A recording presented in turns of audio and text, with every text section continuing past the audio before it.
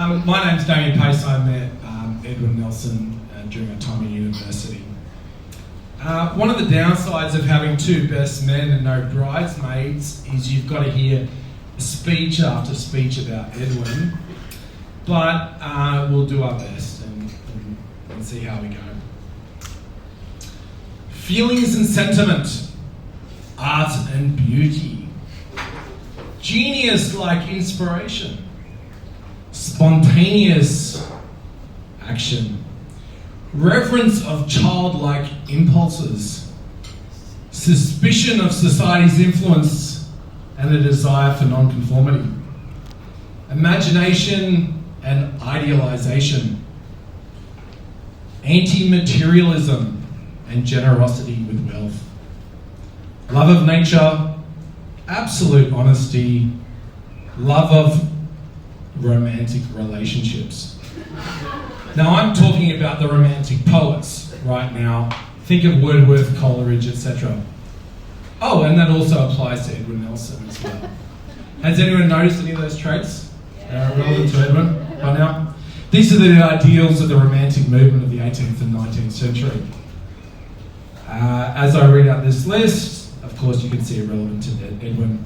Now being a romantic is quite a fun intellectual pursuit, and Edwin Nelson is a fun guy to be around.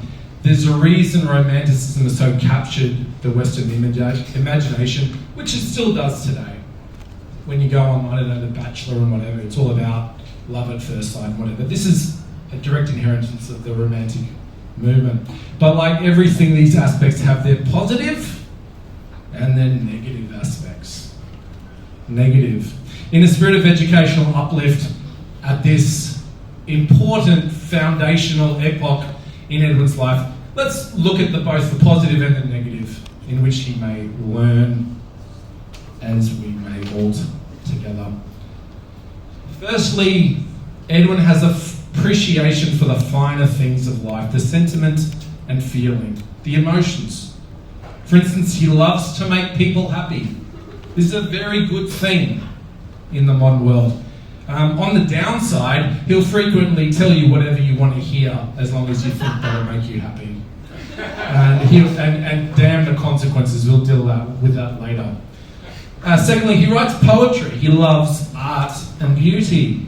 He plays the ukulele and will sing to you at a moment's notice. This is a positive. On the downside, he writes poetry and plays the ukulele and will sing to you at a moment. It's really unfortunate.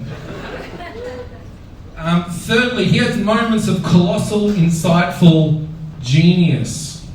I've seen this firsthand in his legal work, in his political work. Do we have anyone who works in his law firm today?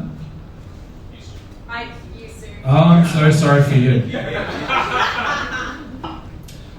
On the downside, he always likes to tell you how smart he is. He's a genius. He loves to tell you. It's really tedious. The next point, he's unencumbered by inhibitions when it comes to spontaneous action. He's a person of inspiration. On the downside, he has no planning or ability to prepare for the future at all. Good luck with that, Isabel. He has an innocent and impious, childish sense of humour. The downside, he should be arrested or expelled for his sense of humour. The things he says are intolerable.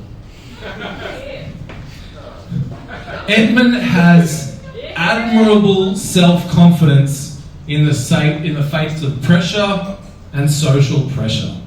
He's courageous. On the downside, he frequently ignores basic rules of decorum simply because they are rules of decorum. How tedious are rules of decorum, Edwin? He is genuinely animated by the highest ideals of chivalry, nobility of spirit, self-sacrifice, and bravery. The downside is he's more frequently Don Quixote than Sir Lancelot. Didn't we see his mum say he was quixotic? Where did we get that word from? Don Quixote. But I will say, the Sir Lancelot stuff is real. He is a knight in shining armour. Forgive me, I'm on my 12th wine. If you're on your 12th wine too, you won't mind. Edwin is generous beyond belief, and he's giving with his time and money. On the downside, he's always broke. What a shame. Edwin loves nature, and he loves his time in the rural estate of Bundanoon. I don't have a negative for that one. Do you have a negative? I don't know. Too many walks when he should be working.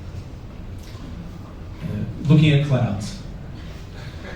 Edwin is refreshingly honest, open, and transparent in a world of deceit. On the downside, Edwin is appallingly open and transparent. It makes you ill. Has anyone here heard Edwin say, "Ask me any question and I'll tell you the truth"? Yes. It's terrible. These kinds of statements still give me nightmares. Finally, Edwin will do anything for his romantic partner, literally, including and not limited to illicit, illegal, or blasphemous behaviour. This final point is perhaps what makes Edwin most suited for marriage as a product of the romantic movement, but also desperately in need of marriage. Through marriage, we are centred and made responsible for civilised behaviour by our partner for the responsibilities of life. So here we have Edwin on the crux of his next phase in life. The romantic entering marriage.